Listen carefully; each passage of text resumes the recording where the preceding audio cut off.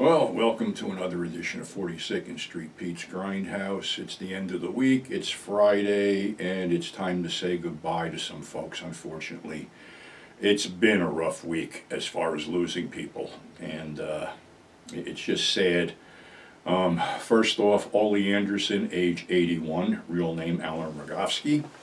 Professional wrestler who was trained by Vern Gagne in the AWA. Teamed up with another wrestler named Gene Anderson. That was his real name, and he became Ole Anderson. They formed a tag team that redefined tag team wrestling, the Minnesota Wrecking Crew. There was also another kayfabe brother, Lars Anderson, who was really Larry Heinemimi, who actually wound up owning half of the Hawaiian promotion. I think Larry is still with us. Ole was one of those really believable bad guy heel wrestlers. When Ole cut a promo on a babyface wrestler, a good guy wrestler, sometimes you genuinely feared for that guy's safety. Ole was a menacing figure on TV. I almost equate him to a veteran character actor heavy Leo Gordon, where basically Leo was a scary guy. So was Ole when he got into that mode. And like I said, Minnesota Wrecking Crew defined tag team wrestling. They'd work on one body part through all the match and probably try to make their guys submit. Ole was also one of the founding members of the Four Horsemen, along with Ric Flair, his kayfabe cousin Arn Anderson, Tully Blanchard, and J.J. Dillon as the manager. Ole, being the older member of the group, was phased out at one point, which made Ole turn into a good guy for a while. Ole hung around WCW and Mid-Atlantic as a booker, booking like 2 or 3 shows a week. When WCW became corporate and Eric Bischoff became the boss, he put Ole in the power plant, and that didn't last too long, and Ole quit. Ole's done several shoot interviews, also wrote a book, Inside Out by Ole Anderson, which is available on Crowbar Press. Don't go on eBay and pay ridiculous money for it. It's around $20, $22. Pretty good book. That would be Ole's legacy. He was known as the grumpy old man in wrestling. He was one of those guys, according to Jim Cornette, that would break balls, really break your balls, and if you gave it back to him, he respected that. Weirdly enough, he got a big thing on the WWE. The WWE remembers Ole Anderson. Ole Anderson hated the WWE and hated Vince McMahon. He was one of the guys that didn't sell out the championship wrestling from Georgia, or whatever the hell it was at that time. The other owners were the Briscoe brothers, Jim Barnett and Fred Ward, and Ole was the sole holdout. And when Vince tried to convince him to come over, Ole politely replied, "Vince, you can go fuck yourself, and so can your wife." So rest in peace, Ole. You will be remembered. You are a legend. Unfortunately, another wrestler passed away, Virgil the Bodyguard, real name Mike Jones, 61 years old. He was Ted DiBiase's bodyguard when he was the $1 Million Man. He also bounced from promotion to promotion.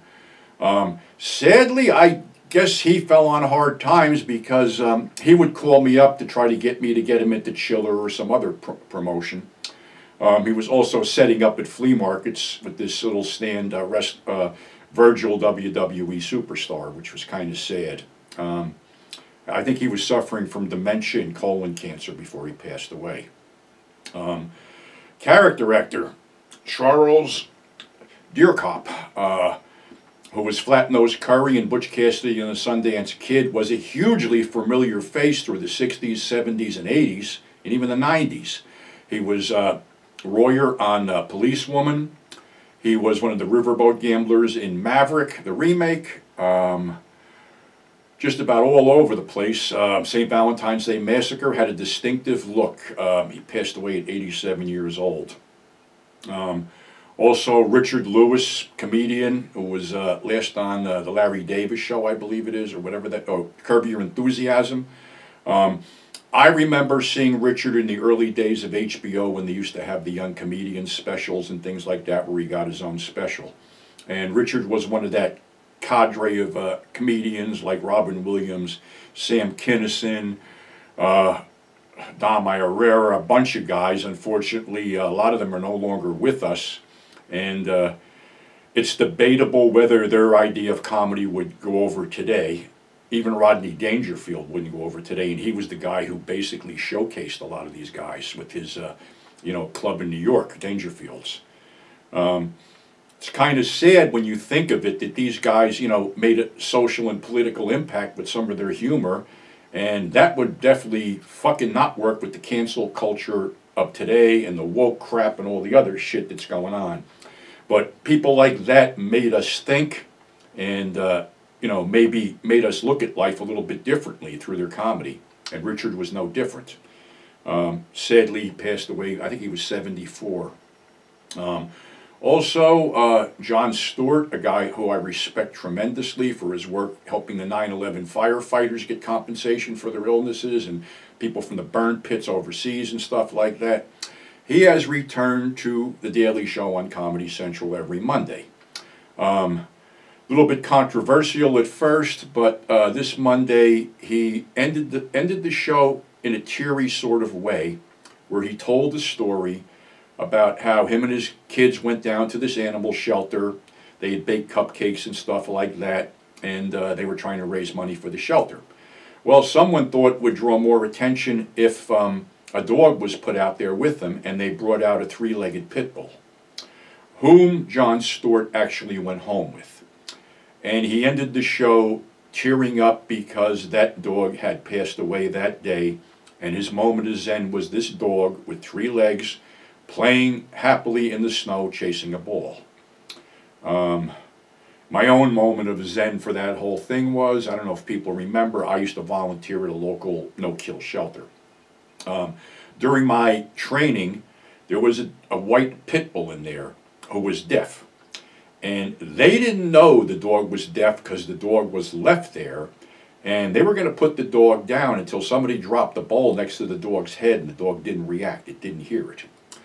And I told the woman who was training me that this dog had been on Craigslist under the pet adoption thing for 3 weeks as a deaf pit bull, and these scumbag people just dropped it off, never told anybody it was deaf, and left it there to basically die. Well, I'm going to tell you something else. There's actually no such thing as a no-kill shelter. If a dog is deemed unadoptable, rowdy, vicious, whatever, it is secreted off to a kill shelter, and that's the way it went. I bonded with this dog because this dog had to learn hand signals because it was deaf. They weren't really doing a hell of a lot with her. But every day, after I used to walk 3 dogs, which was basically 3 miles, which I can't do anymore, I would sit in the pen and, hang out with the dog. And I even told my supervisor, if you get an inkling that this dog is going to be shipped off to be destroyed, I will take the dog home. I couldn't do it on a right then and there because I live on a main drag. I also have a dog which is moaning over here, which would have been a problem. But being that the dog was deaf and I live on a busy street, it probably wouldn't have been a great idea. But again, if I had been put in that position where the dog was going to be destroyed, yeah, I was going to take her to fuck home. So my point in all this is she did find a good home. She was adopted. She got people who could work the sign language with her, and she was adopted. The purpose of this whole exercise at the end here is if you got something precious to you, please hold on to it and don't let it go. We live in a really shitty fucking world right now where cruelty seems to be the norm and kindness seems to be a very, very in limited supply. So I'll leave you with this. I treasure everything that is close to me. I treasure you guys because you're fans and friends, and I try to do my best for you and entertain you and stuff like that. So think about that over the weekend, and until next week, stay safe. Thanks for subscribing. Thanks for tuning in, and we will catch you on the flip side. And never forget the guys who have come before us and are no longer with us.